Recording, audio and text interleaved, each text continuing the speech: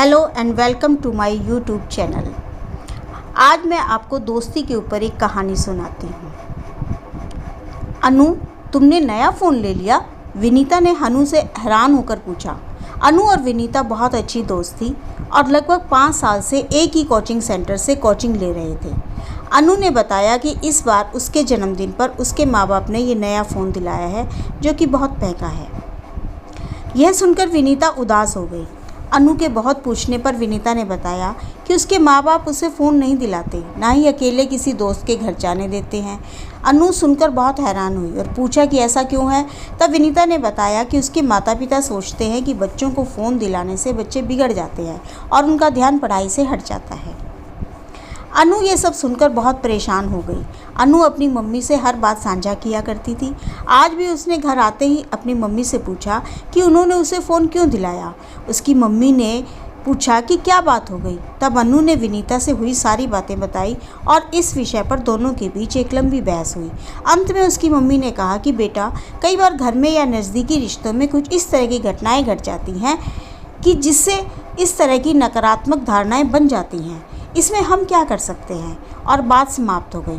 लेकिन अनु ने महसूस किया कि विनीता धीरे धीरे डिप्रेशन में जा रही है।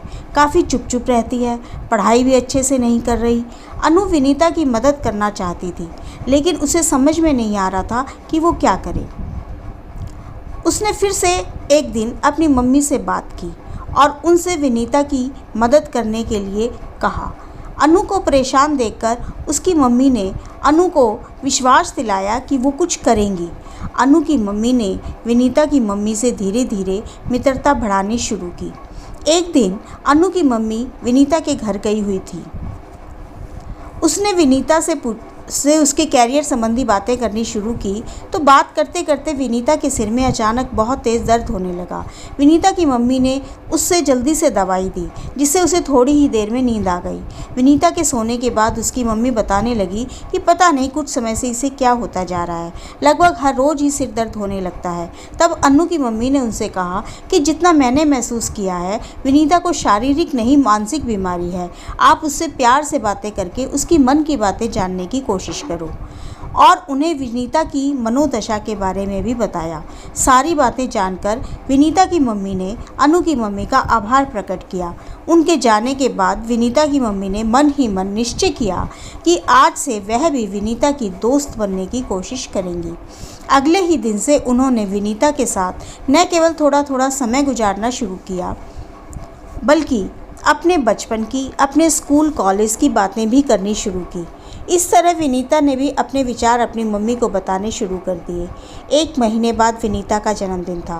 विनीता की मम्मी ने विनीता के लिए एक फ़ोन खरीदा और अनु की मदद से एक सरप्राइज़ पार्टी आयोजित की।